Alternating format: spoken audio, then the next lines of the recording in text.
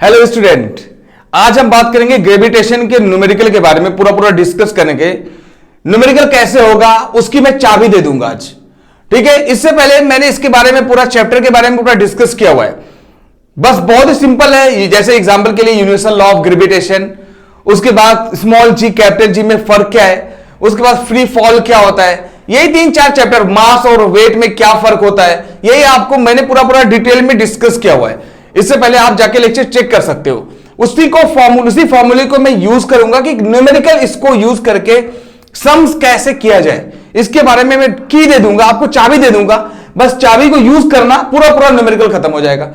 और एक सबसे ज्यादा इंपॉर्टेंट बात, एक मैं एक्स्ट्रा चीज पढ़ाने वाला हूं, वो क्या है, इक्वेशन ऑफ मोशन को ग्रेविटी की वजह से अगर कोई चीज गिर रही है तो उसमें इक्वेशन ऑफ मोशन को कैसे इस्तेमाल करेंगे, फॉर्मूला कैसे बदल जाएगा, उसको भी बात करेंगे। जो आपके बुक में तो नहीं होता है, लेकिन न्यूमेरिकल पूरे उस पर डिपेंडेंट है, इसलिए आपको समझ में नहीं आता है। तो ये जो न्यूमेरिकल टर्म होता है ना, ये डिफिकल्ट नहीं होता बेटा।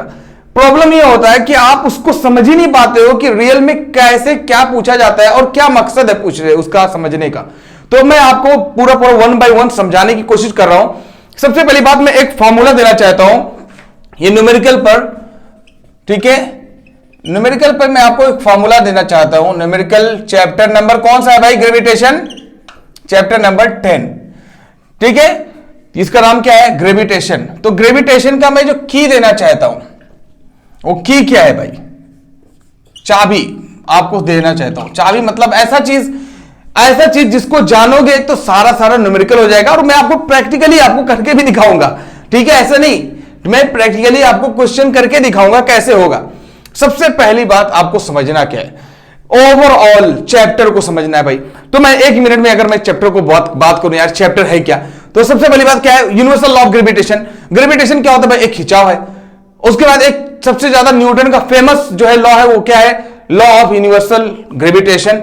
ठीक है, यह यूनिवर्सल लॉ ऑफ ग्रेविटेशन वो क्या बोलता है भाई कि अगर दो मास हो, अगर दो मासेस हैं, एक इधर है एक इधर है, मास 1 मास m2, और इनकी बीच की दूरी मान लो d है, r है, कुछ भी ले लिया जाए, इनके बीच की दूरी r है, तो इस पर एक अट्रैक्शन फोर्स लगता है, जिसका नाम है ग्रेविटेशनल एक्सीलरेशन, ग्रेविटेशनल फोर्स या force of attraction due to gravity. इसको हम Fg से डिनोट करते थे, आप चेक कर लेना। तो Fg इज इक्वल टू, ये फॉर्मूला मैंने पढ़ाया था, G m1 m2 divide by r square. और मैं तो क्या किया था, एक मास ऑफ अर्थ ले लिया था और एक मास ऑफ एनी ऑब्जेक्ट ले लिया था, बहुत डिटेल में बताया था। तो ये फॉर्मूला आपने पढ़ा था। उसके बाद एक बात और है कि अगर कोई भी मास हो, आप बात समझो, कोई भी वजन वाली चीज हो, कोई ऑब्जेक्ट हो, अगर उसको गिराओगे, छोड़ दोगे, तो अर्थ उसको अट्रैक्ट करेगी। तो अर्थ उसको जब अट्रैक्ट करेगी तो किसके वजह से अट्रैक्ट करती है? उसके वेट की वजह से। और वेट क्या होता है, यही इसी Fg को हम वेट भी बोलते थे। ये बहुत अच्छे डिटेल में मैंने पढ़ाया हुआ कि वेट ही क्या होता है? mg होता है। तो Fg बराबर mg भी होता है, इसको भी दिमाग में रख लेना।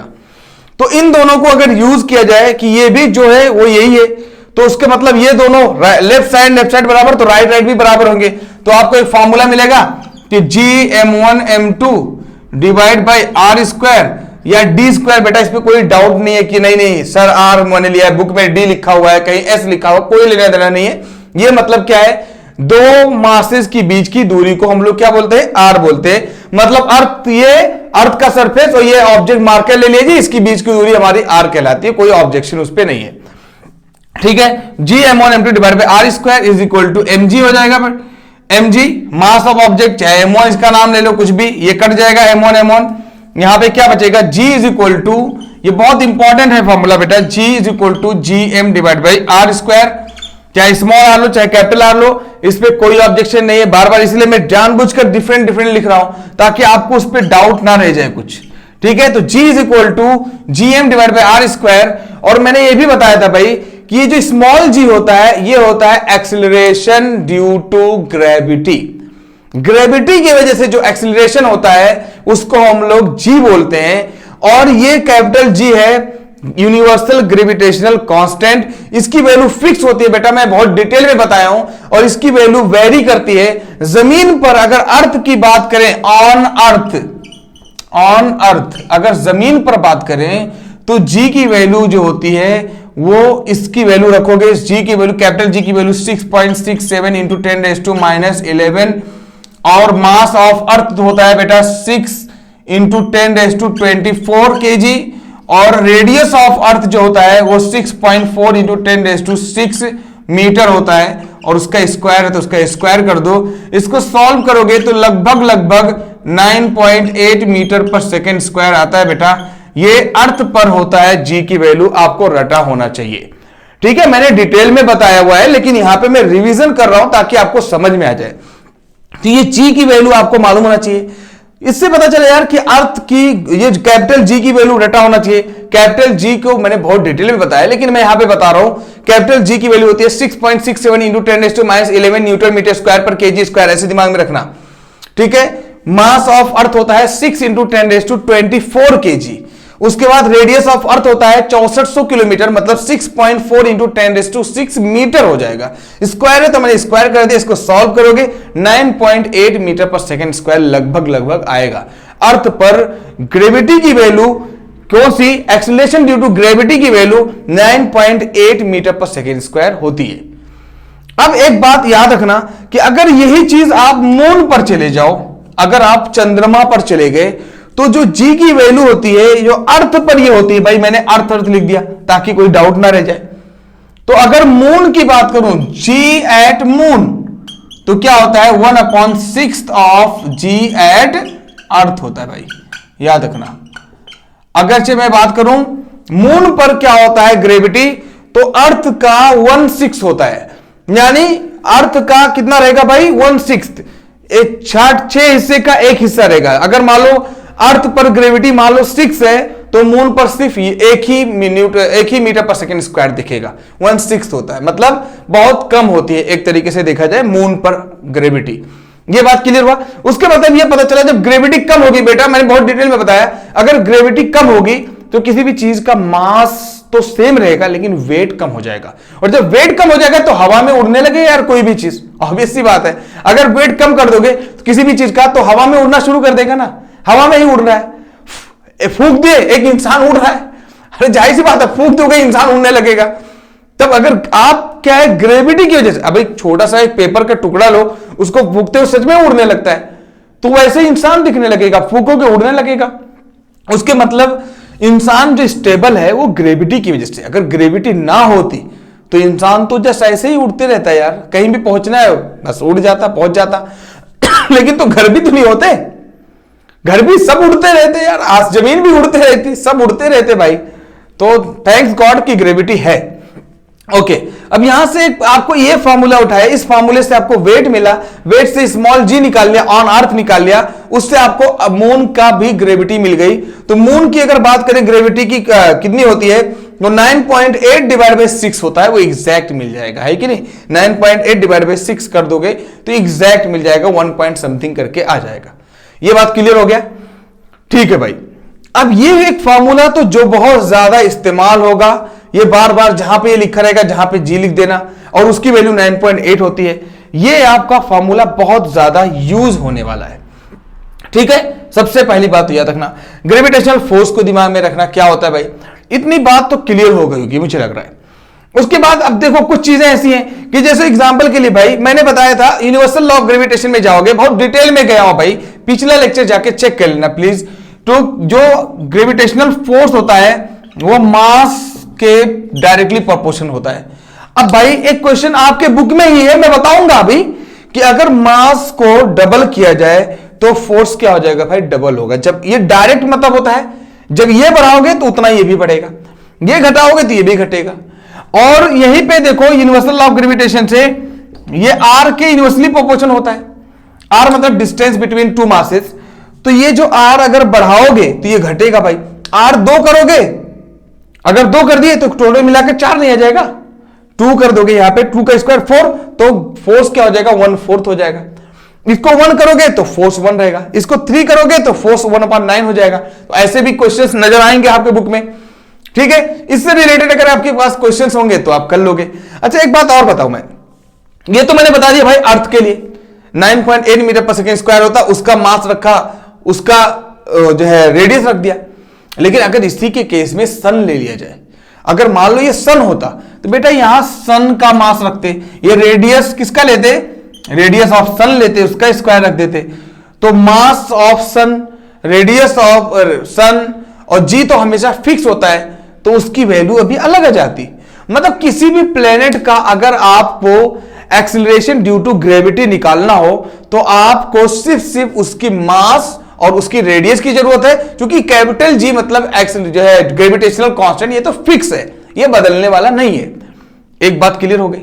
उसके बाद एक बात और बता दूं कि यार ग्रेविटी क्या होती है, ऊपर जाने पर घटती है, सही बात है। ऊपर जाओगे ना तो जी एक्सीलरेशन ड्यू टू ग्रेविटी जो होता है वो क्या होता है, कम होता जाता है। सही बात है भाई, जो खिंचाव होगा वो कम होता जाएगा, खिंचाव जो है वो कम, खिंचाव वाला जो फोर्स है वो कम होता जाएगा। ठीक है भाई। एक बात और याद रखना, मान लो एक फेदर ले लिया जाए, एक फेदर ले लो, एक पंख ले लो और एक बहुत बड़ा पत्थर ले लो, दोनों को गिराया जाए जहां पे वैक्यूम हो, जहां पे हवा ना हो, हवा का रुकावट ना हो, तो दोनों एक साथ में गिरते हैं। ये आप चेक कर लेना, यूट्यूब पे इसकी वीडियो मौजूद होगी। ठीक है, दो लोग को, एक बड़ा मास है, एक छोटा सा मास है, उसको दोनों को गिराया जाए, दोनों एक साथ में गिरेंगे।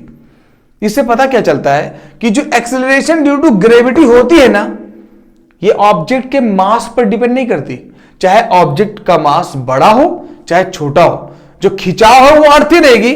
तो अर्थ सबको एक साथ में खींचती है, एक बराबरी से खींचती है। तो फेदर और पत्थर दोनों के दोनों एक साथ में गिरेंगे। तो acceleration due to gravity does not depend upon any mass of object, ये याद रखना, बहुत क्लियर कट। लेकिन एक बात याद रखना, आप क्वेश्चन कर सकते हो सर तो एयर जो होते हैं, एयर है या फिर कोई गैसेस है sir, oxygen, nitrogen, chlorine, fluorine, अगर कोई भी गैस है सर, उस गैस के अंदर मास तो होता है ना? यस सर, मास होता है। तो सर वो क्यों नहीं गिर जाते जमीन पर? Very good question. मुझे आप लोग जवाब देना, मैं तो आपसे क्वेश्चन कर लिया, मुझे आप लोग जवाब देना कि अगर जो कोई गैस है उसके अंदर भी मास होता है, तो आप तो बोल रहे हो सर हर सबके साथ ग्रेविटेशनल फोर्स जो होता है सबके साथ बराबर होता है, किसी के साथ ना इंसाफी तो नहीं होते, सबको एक बराबरी से खींचता है। तो मैं क्वेश्चन कर रहा हूं कि नाइट्रोजन गैस, ऑक्सीजन गैस, इनका मास होता है ना? मान रहे हो? बिल्कुल होता है भाई। तो इनको क्यों नहीं ग्रेविटी खींचकर जमीन पर डाल देती है, हवा में क्यों उड़ रहे हैं? मैं आपसे पूछ रहा हूं, क्वेश्चन कर रहा हूं। न्यूटन यहां पे फेल हो गया था, उसके वजह से ही आइंस्टाइन को बहुत ही ज्यादा मेहनत का सामना करना पड़ा और उसने रिलेटिविटी थ्योरी दे दिया, स्पेशल रिलेटिविटी थ्योरी और relativity theory, normal general relativity theory दे दिया। और उसका एक फिजिक्स का नाम, एक नया डेवलपमेंट हो गया फिजिक्स का, जिसको हम लोग क्वांटम फिजिक्स बोलते हैं। और याद रखना, फिर वहां पे जाकर ग्रेविटेशन का वजूद, फिर जाके उसको समझा जा सकता है। बहुत कुछ है समझने के लिए बेटा, अभी 9th स्टैंडर्ड में हो, बस इतना समझने की कोशिश करो, बहुत कुछ है समझाने के लिए वैसे तो, ठीक है। बट कोशिश क्या करो, जैसे जो मैं पॉइंट बोला ऐसा क्यों, उसके पीछे आप क्यूरियोसिटी डेवलप रखो, अपने अंदर क्या है चाहत रखो, यार मुझे जानना ही जानना है, कैसे भी कोशिश करो, बहुत सारी रिसर्च करो, गूगल पे जाओ, मेरी बात मत सुनो, बहुत सारे डिफरेंट लोगों की सुनो, देखो उसमें क्या है क्या नहीं, ठीक है। बट कोशिश करो कि बहुत ही ज्यादा परफेक्ट नॉलेज इकट्ठा करो, क्योंकि परफेक्ट नॉलेज ही आपको परफेक्ट सक्सेस करेगी। अगर आप अवॉइड करोगे, चीजों को अवॉइड करोगे, तो अवॉइड करते करते एक दिन बहुत बड़ा जख्म पैदा हो जाएगा, है कि नहीं? बवासीर की तरह कहानी हो जाएगी, बहुत ही बड़ा जख्म पैदा हो जाएगा, ठीक है। तो अवॉइड मत करो छोटी छोटी चीजों को, नहीं तो प्रॉब्लम होगा। ओके, क्लियर, समझ में आया ना? ओके, ठीक है। अब आपको बात करता हूं मैं कि ग्रेविटी से रिलेटेड इतने ही क्वेश्चंस आएंगे। दूसरा पॉइंट क्या है भाई, इतना ही यार, जितना मैंने बता दिया उतना ही देख लेना, आप चेक कर लेना। तो जो फोर्स से, ग्रेविटेशनल फोर्स से रिलेटेड, स्मॉल जी से रिलेटेड, फोर्स जो है अट्रैक्शन फोर्स से रिलेटेड जो भी आता है, सिर्फ इतना ही से आता है। क्योंकि आप 9th स्टैंडर्ड में हो तो बहुत ही ज्यादा लेंदी तरीके से नहीं आता है, लेकिन याद रखना कि आपको जी की वैल्यू याद रखने की जरूरत है। स्मॉल जी की वैल्यू 9.8 होती है अर्थ पर, अर्थ के सरफेस पर, ऊंचाई पर जाओगे घटती रहेगी। मास ऑफ अर्थ आपको मालूम होना चाहिए, 6 × 10⁻⁴ होता है। रेडियस ऑफ अर्थ मालूम होना चाहिए, 6 × 10⁶ मीटर होता है। यह सब मालूम रहेगा तभी जाके चैप्टर हो पाएगा, ठीक है।